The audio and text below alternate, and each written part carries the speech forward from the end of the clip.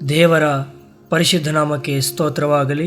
ಈ ಉಪವಾಸದ ದಿನಗಳಲ್ಲಿ ನಮ್ಮೆಲ್ಲರಿಗೆ ಸ್ವಲ್ಪ ಸಮಯ ಧ್ಯಾನಕ್ಕಾಗಿ ಆರಿಸಿಕೊಂಡಿರುವ ದೇವರ ವಾಕ್ಯವು ಪವಿತ್ರ ಮತ್ತಾಯನು ಬರೆದ ಸುವಾರ್ತೆ 5ನೇ ಅಧ್ಯಾಯ 38ರಿಂದ 48 ವಚನಗಳ ತನಕ. ಪವಿತ್ರ ಮತ್ತಾಯನು ಬರೆದ ಸುವಾರ್ತೆ 5ನೇ ಅಧ್ಯಾಯ 38ರಿಂದ 48 ವಚನಗಳು.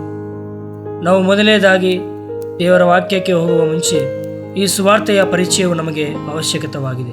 ನಾವು ಈ ಸುವಾರ್ತೆಯ ಪರಿಚಯವನ್ನು ಹೇಳಿಕೊಂಡು ವಾಕ್ಯಕ್ಕೆ ಹೋಗೋಣ.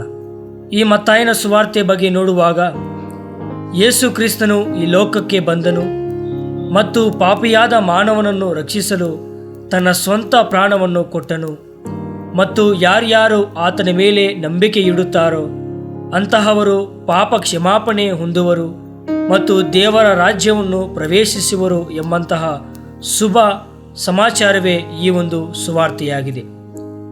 ಈ ಸುವಾರ್ತೆಯ ಬರಹಗಾರನಾದ ಮತ್ತಾಯನು ಮೂಲತಃ ಸುಂಕವನ್ನು ವಸೂಲಿ ಮಾಡುವಂಥವನಾಗಿದ್ದು ಯೇಸು ಕ್ರಿಸ್ತನ 12 ಜನ ಶಿಷ್ಯರಲ್ಲಿ ಒಬ್ಬನಾಗುವುದಕ್ಕೆ ಆತನಿಂದ ಕರೆಯಲ್ಪಟ್ಟಿದ್ದಾನೆಂದು ಮಾರ್ಕನು ಬರೆದ ಸುವಾರ್ತೆ 1ನೇ ಅಧ್ಯಾಯ 18ನೇ ವಚನದಲ್ಲಿ ಮತ್ತು ಮತ್ತಾಯನು ಬರೆದ ಸುವಾರ್ತೆ 10ನೇ ಅಧ್ಯಾಯ 3ರಲ್ಲಿ ಹೇಳಲ್ಪಟ್ಟದ್ದಾಗಿದೆ. ಇನ್ನು ನಾವು ವಾಕ್ಯಕ್ಕೆ ಬಂದರೆ ಈ ವಾಕ್ಯದಿಂದ ನಮಗೆ ದೊರೆಯುವ ಮುಖ್ಯ ಸಂದೇಶವೇನೆಂದರೆ ಉಪವಾಸದ ಕಾಲದ ಹಂಚಿಕೆಯ ಅನುಭವ, ದ ಲೆಂಟನ್ ಎಕ್ಸ್ಪೀರಿಯನ್ಸ್ ಆಫ್ ಶೇರಿಂಗ್ ಎಂಬುದಾಗಿ. ಪ್ರಿಯ ಸಹೋದರ ಸಹೋದರಿಯರೇ, ಈ ಭಾಗದಲ್ಲಿ ಯೇಸು ನಮಗೆ ಅತ್ಯಂತ ಕಠಿಣವಾದರೂ ಸಹ ಇಲ್ಲಿ ಒಂದು ದಿವ್ಯವಾದ ಆಜ್ಞೆಯನ್ನು ಕೊಡುತ್ತಿದ್ದಾನೆ. ಅದೇನೆಂದರೆ ಶತ್ರುಗಳನ್ನು ಪ್ರೀತಿಸಿರಿ, ನಿಮ್ಮನ್ನು ಹಿಂಸಿಸುವವರಿಗಾಗಿ ಪ್ರಾರ್ಥಿಸಿರಿ ಎಂಬುದಾಗಿ. ಈ ಉಪವಾಸ ದಿನಗಳಲ್ಲಿ ನಾವು ಸಾಮಾನ್ಯವಾಗಿ ಆಹಾರವನ್ನು ತ್ಯಜಿಸುತ್ತೇವೆ. ಆದರೆ ಇಲ್ಲಿ ಯೇಸು ಹೇಳುವ ಉಪವಾಸದ ಆತ್ಮವು ಕೇವಲ ಆಹಾರದ ತ್ಯಾಗವಲ್ಲ, ಅದು ಪ್ರತೀಕಾರದ ತ್ಯಾಗ, ಅಹಂಕಾರದ ತ್ಯಾಗ ಮತ್ತು ದ್ವೇಷದ ತ್ಯಾಗ ಕೂಡ ಆಗಿದೆ ಎಂಬುದಾಗಿ. ಉದಾಹರಣೆಯಾಗಿ, ಒಂದು ದೀಪ ಇನ್ನೊಂದು ದೀಪಕ್ಕೆ ಬೆಳಕು ಹಂಚಿದಾಗ ತನ್ನ ಬೆಳಕು ಕಡಿಮೆಯಾಗುವುದಿಲ್ಲ, ಬದಲಾಗಿ ಕತ್ತಲೆ ಮಾತ್ರ ಕಡಿಮೆಯಾಗುತ್ತದೆ. ಇದೇ ಹಂಚಿಕೆಯ ದೀಪದ ಅನುಭವವಾಗಿದೆ.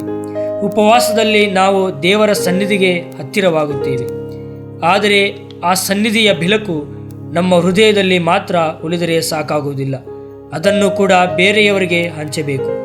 ಯಾರು ನಮ್ಮನ್ನು ನೋಯಿಸಿದ್ದಾರೋ ಅವರಿಗೆ ಕ್ಷಮೆ ನೀಡುವಂತಹ ಉಪವಾಸದ ನಿಜವಾದ ಫಲವಾಗಿದೆ. ಯಾರು ನಮ್ಮ ವಿರುದ್ಧ ಮಾತಾಡಿದರೂ ಅವರಿಗಾಗಿ ಪ್ರಾರ್ಥಿಸುವಂಥದ್ದು ಪರಲೋಕ ತಂದೆಯ ಹೃದಯವನ್ನು ಪ್ರತಿಬಿಂಬಿಸುವುದು ಆಗಿದೆ. ಯೇಸು ಹೇಳುತ್ತಿದ್ದಾನೆ, ನಿಮ್ಮ ಪರಲೋಕ ತಂದೆ ಪರಿಪೂರ್ಣರಾಗಿರುವಂತೆ ನೀವು ಸಹ ಪರಿಪೂರ್ಣರಾಗಿರಿ ಎಂಬುದಾಗಿ. ಪರಿಪೂರ್ಣತೆ ಅಂದರೆ ತಪ್ಪಿಲ್ಲದ ಜೀವನವಲ್ಲ, ಅದು ಪ್ರೀತಿಯಲ್ಲಿ ಸಂಪೂರ್ಣತೆಯಾಗಿದೆ. ನಮ್ಮ ತಂದೆಯು ಒಳ್ಳೆಯವರೆಗೂ ಕೆಟ್ಟವರೆಗೂ ಬೆಳಕನ್ನು ಉದಯಗೊಳಿಸುತ್ತಿದ್ದಾನೆ. ಹಾಗಾಗಿ ಈ ಉಪವಾಸದ ದಿನಗಳಲ್ಲಿ ನಾವು ಸಹ ಹಾಗೆಯೇ ನಮ್ಮ ಪ್ರೀತಿಯನ್ನು ಎಲ್ಲರಿಗೂ ಹಂಚುವ ನಿರ್ಧಾರ ಮಾಡಿಕೋಬೇಕು. ಈ ಉಪವಾಸದ ದಿನಗಳಲ್ಲಿ ನಾವು ಕೇವಲ ದೇಹದ ಹಸಿವನ್ನು ಅನುಭವಿಸದೆ ಹೃದಯದ ಬದಲಾವಣೆಯನ್ನು ಅನುಭವಿಸೋಣ. ಪ್ರತೀಕಾರವನ್ನು ಬಿಟ್ಟು ಕ್ಷಮೆಯನ್ನು ಹಿಡಿಯೋಣ. ನಮ್ಮ ಜೀವನವು ಒಂದು ದೀಪವಾಗಿ ಆ ದೀಪದ ಬೆಳಕು ಮನೆಗಳಲ್ಲಿ, ಸಭೆಯಲ್ಲಿ, ಸಮಾಜದಲ್ಲಿ ಇರುವ ಕತ್ತಲೆಯನ್ನು ದೂರ ಮಾಡಲಿ. ಆಗ ಉಪವಾಸವು ಕೇವಲ ಆಚರಣೆಯಲ್ಲ, ಅದು ದೇವರ ಸ್ವಭಾವವನ್ನು ಪ್ರತಿಬಿಂಬಿಸುವ ದಿವ್ಯ ಅನುಭವವಾಗುತ್ತದೆ. ಹಾಗಾಗಿ ಪ್ರಿಯರೇ, ಈ ಉಪವಾಸ ದಿನಗಳಲ್ಲಿ ಈಗ ಕೇಳಿರುವ ವಿಷಯಗಳನ್ನು ನಮ್ಮ ಜೀವನದಲ್ಲಿ ಉಪಯೋಗವಾಗುವಂತೆ ಸರ್ವಶಕ್ತನಾಗಿರುವಂಥ ದೇವರು ನಮಗೆ ಸಹಾಯ ಮಾಡಿ ನಡೆಸುವಂತಾಗಲಿ. ಆಮೇನ್.